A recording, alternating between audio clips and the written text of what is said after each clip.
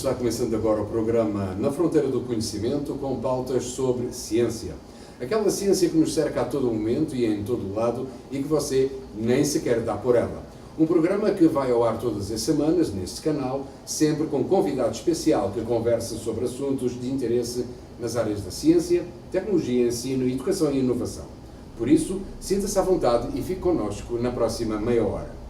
Introduzido pelo economista austríaco Joseph Schumpeter em 1945, o termo empreendedor significa alguém que possui versatilidade, habilidades técnicas apuradas ou capacidade financeira para produzir algo novo e inovador.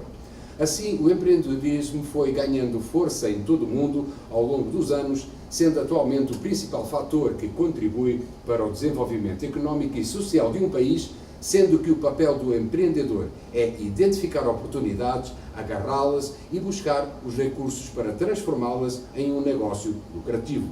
De acordo com dados divulgados pelo Global Entrepreneurship Monitor em 2011, o Brasil tinha 27 milhões de adultos entre 18 e 64 anos que já possuíam ou estavam começando o seu próprio negócio, o que representa um empreendedor a cada 4 adultos brasileiros. Esses dados levaram o Brasil a uma posição destacada como terceiro país mais empreendedor dentre os países estudados. Outro dado interessante desse ano, divulgado pelo IPEA, Instituto de Pesquisa Económica Aplicada, uma agência do governo brasileiro, é que 37 milhões de trabalhos no Brasil estavam associados a negócios acima de 10 funcionários. Mas será que essa visão otimista no nosso país em relação ao empreendedorismo, ela está certa? Qual é a realidade do Brasil nessa área? Quais são as reais dificuldades que o empreendedor brasileiro enfrenta e qual é o futuro do empreendedorismo nacional em face aos desafios internacionais? Para nos falar sobre esse tema, temos hoje nos nossos estúdios o professor Dr. Jarbas Caiado Neto, docente e pesquisador do Instituto de Física de São Carlos e um dos fundadores da Optoelectronic S.A., uma empresa que foi fundada em 1985 através de uma associação de professores oriundos do Instituto de Física de São Carlos, da Universidade de São Paulo, uma start-up, portanto. E o que esteve entre as 100 empresas que mais cresceram no Brasil, essa, a Opto, no período entre 2001 e 2006, de acordo com uma lista publicada pela revista Exame.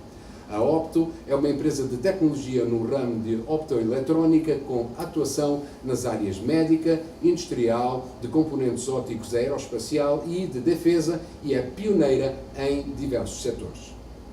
Meu caro Jarbas, muito obrigado por estar aqui connosco no programa. Fala-se tanto em empreendedorismo, não é? Mas, de facto, qual é a situação do Brasil nessa área? O país tem apostado na inovação, no surgimento de novas ideias, de novos valores, ou nem por isso? Antes de mais nada, como você mesmo falou, quer dizer, o empreendedorismo no mundo hoje é o motor de enriquecimento do global. Os países desenvolvidos, eles utilizam o empreendedorismo para poder alavancar suas economias. E um dos grandes problemas que eu vejo no Brasil primeiro aqui o senso de ambição, sabe, na população, especialmente na população mais jovem. Uma vez eu estava falando sobre empreendedorismo e inovação com um colega meu lá no MIT, falando sobre o trabalho que eu estava fazendo aqui no Brasil, e ele me fez uma pergunta muito intrigante. Você fala na universidade sobre empreendedorismo, sobre inovação, e o aluno brasileiro, ele é ambicioso, ele quer crescer, ele quer ficar rico. E essa pergunta me fez pensar, e realmente, quer dizer, falta no Brasil essa cultura que você vê muito nos Estados Unidos, né, da ambição de crescer, da ambição de mudar o mundo, sabe? Eu vejo bastante isso nos nossos estudantes, sabe? Então eu tenho feito bastante palestras sobre empreendedorismo e inovação, em que eu tento puxar muito para esse lado, quer dizer, os estudantes têm que ter vontade de enriquecer, porque quando ele enriquece levando todo um grupo de pessoas com ele e todo o país junto, né? Por final de contas, ele, como o trabalho dele de empreendedorismo, ele vai gerar, por exemplo, mais impostos, ou gerar encomendas a outras empresas, ele vai todo um grupo de pessoas. E mais trabalho, né? mais postos, trabalho, mais gerar, postos isso, gerar o seu próprio emprego. Então, eu associo muito empreendedorismo com inovação, porque para mim as duas coisas vão junto, sabe? Então, quer dizer, às vezes as pessoas desassociam, mas vamos pegar um exemplo bem popular, aí o Habib's. O Habib's, ele associa uma inovação, né, como fazer a esfirra barata em volumes, ou outros produtos que a população vai lá e compra rápido, e com uma capacidade empreendedora violenta do Habib's. Sabe? Então não tem a ver com a tecnologia, que é a nossa área, mas é o puro empreendedorismo, certo, inovador. Sabe? Então, eu tenho inclusive um slide aqui que eu mostro aqui para vocês. Ele, na primeira linha, estou mostrando a inovação como uma ideia, mais a ambição. Dentro da ambição que está aqui o empreendedorismo. Tá? Então, o empreendedorismo está aqui dentro dessa ambição, a vontade de crescer, a vontade de fazer um negócio. E aí você juntar essa ideia, porque uma ideia sozinha não faz nada. Agora, a ideia mais uma ambição empreendedora, aí você gera riqueza. Agora, veja só, na nossa área, quer dizer, na área específica nossa, da universidade, da física, você tem uma coisa interessante, que é uma inovação tecnológica, quer dizer, uma ideia, mais tecnologia e mais essa ambição, que nem sempre esses três ingredientes estão juntos. Então essas três juntas, aí você gera um retorno enorme. Quer dizer, a inovação associada à tecnologia, ela alavanca negócios muito grandes. Se você olhar no meu próximo slide, eu queria mostrar para vocês uma coisa, o que isso pode fazer no mundo. Quer dizer, se você pegar uma empresa que quando eu estava fazendo o meu doutoramento lá no MIT, eu tive o privilégio de participar do início dessa empresa aqui, a Apple, né, que todos conhecem, e isso aí 40 anos atrás. A Apple, devido à inovação, ao empreendedorismo e à tecnologia, a Apple tem um valor de mercado de 735 bilhões. Esses números aqui eu tirei da exame. 735 bilhões de dólares, para vocês terem ideia, é mais ou menos o tamanho do PIB brasileiro.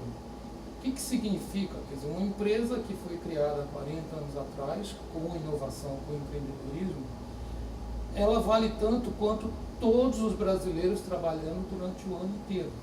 Sabe? Então é assustador. É impressionante. É assustador, sabe, o quanto que tem valor quando você junta esses três ingredientes, sabe? Tecnologia, inovação, empreendedorismo, sabe? O que isso aí pode transformar o mundo. E se você olhar as 10 aqui nesse slide, eu estou mostrando as 10 empresas mais valiosas do mundo, e você vê que, em primeiro lugar, a Apple, 700 bilhões, 735 bilhões, como eu falei, Google, 375 bilhões, Microsoft, 375. A quarta empresa, que é já uma empresa petrolífera. Sabe? E só tem 2 bancos e não tem nenhuma empresa dessas grandes fabricantes de automóveis, por exemplo, que são empresas super tradicionais. Então esse mundo aí de novo, né, de empreendedorismo, de inovação, quer dizer, por esses valores aí, é que esse mundo é muito incentivado nos países desenvolvidos, e que eu sinto que o Brasil, culturalmente, sabe, não tem um grande incentivo. Aliás, a indústria nacional está totalmente desincentivada, sabe? Está sendo sucateada, sabe? Atualmente, sabe? Mas fora isso, sabe? Não existe nenhum incentivo, fora esse blá blá blá, essas conversas aí que a gente vê, conversas políticas, mas ações concretas de incentivo ao empreendedorismo, à inovação, à empresa, à criação de empresas, à criação de novos empregos de qualidade, sabe? A gente não vê no Brasil nenhum incentivo. Por isso que eu falo que se existe uma mudança cultural que tem que ser feita dentro do brasileiro em geral, sabe? Não é só o político, é desde a população mais humilde até a população, próprios professores universitários, sabe? Tem essa dificuldade de valorizar a atitude empreendedora, a inovação transformando em riqueza. Quer dizer, inovação também não tem sentido se ela não for transformada em riqueza. Tá? Então, no fundo é o seguinte, a mudança cultural é valorizar a geração de riqueza. Quer dizer, a gente, existe, desculpa eu falar isso, mas sendo funcionário público, mas existe uma cultura no Brasil muito das pessoas quererem ser funcionário público, sabe? E a gente sabe que funcionário público está do lado do que gasta dinheiro, sabe? Quem gera riqueza tem que ser mais incentivado. E dentro dessa geração de riqueza, uma geração de riqueza mais consistente é com inovação e com empreendedorismo. Sabe? Muito bem. Faça esse panorama, isso é um panorama assim um pouco assim negativo, mas é um facto. Isso é um facto. Mas faça esse panorama, obviamente que o sentimento do atual empreendedor brasileiro não é quer dizer, ele não se sente estimulado, ele não se sente protegido, e às vezes até as ideias ficam para trás. Ele pode ter uma boa ideia e desiste porque não tem para onde seguir. É esse o panorama, o escopo, é esse o perfil do empreendedor brasileiro? Eu acho que o setor empresarial e de empreendedorismo ele está passando por uma fase não muito boa.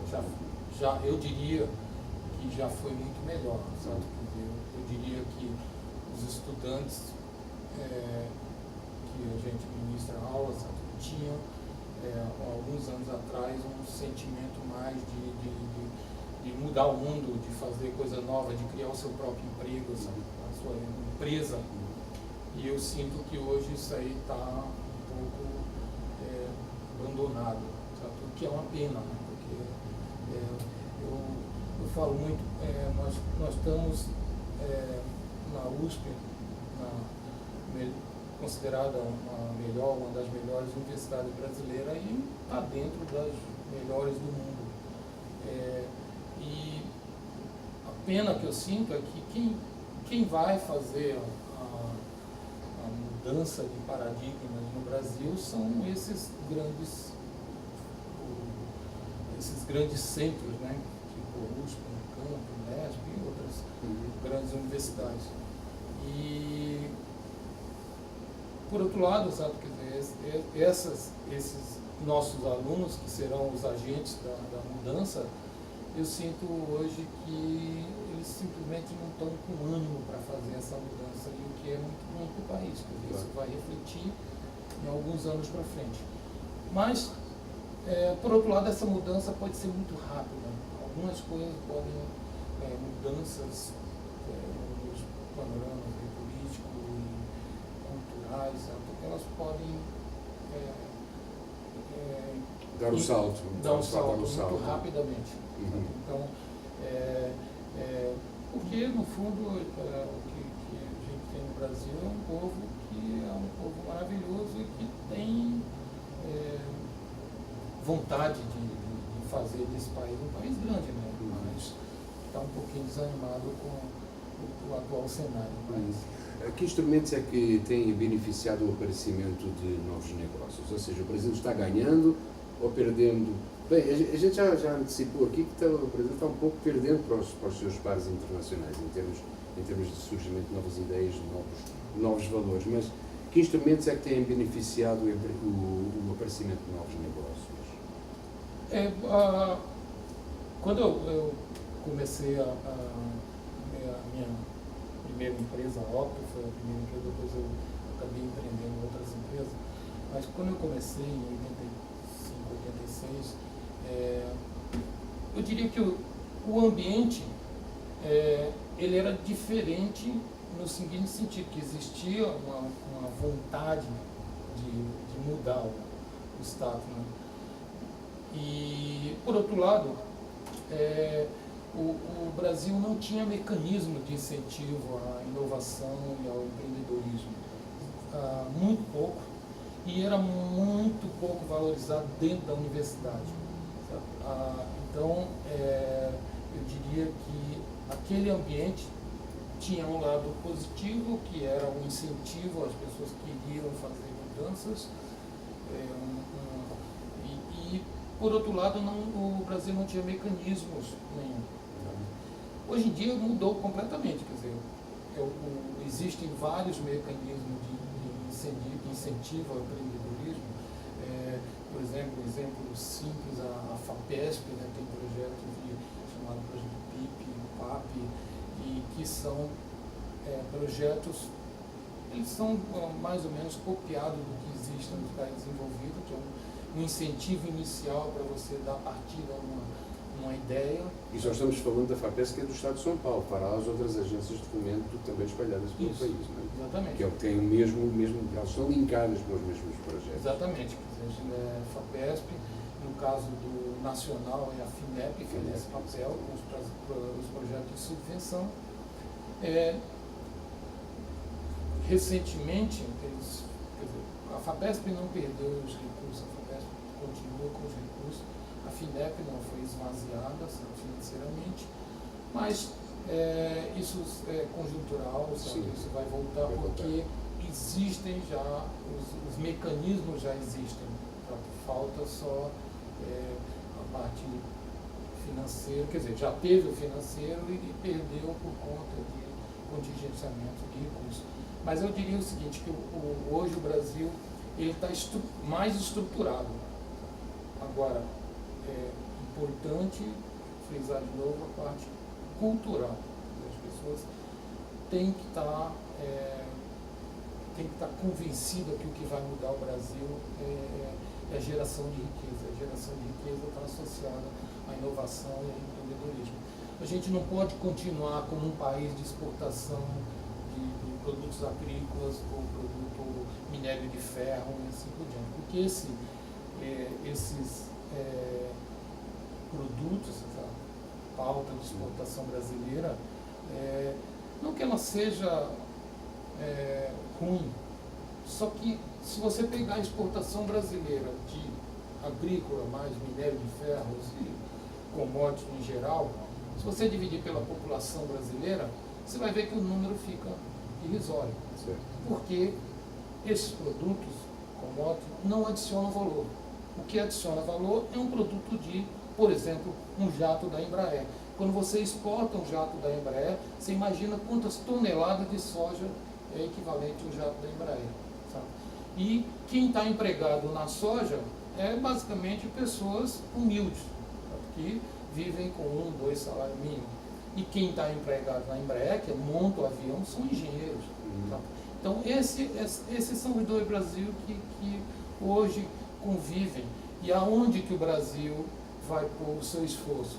Sabe? É na commodity ou é no produto de tecnologia? Atualmente a gente está tendendo, sabe, por um comodismo, eu diria, sabe, a ficar olhando a agricultura ou mineração, certo, como o maior...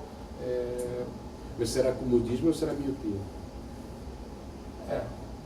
Não sei, essa é uma boa pergunta, mas eu acho que de qualquer forma, olhando, sabe, aonde você gera mais riqueza, aonde você emprega pessoas mais qualificadas, para mim é mais do que óbvio aonde que o Brasil deve investir.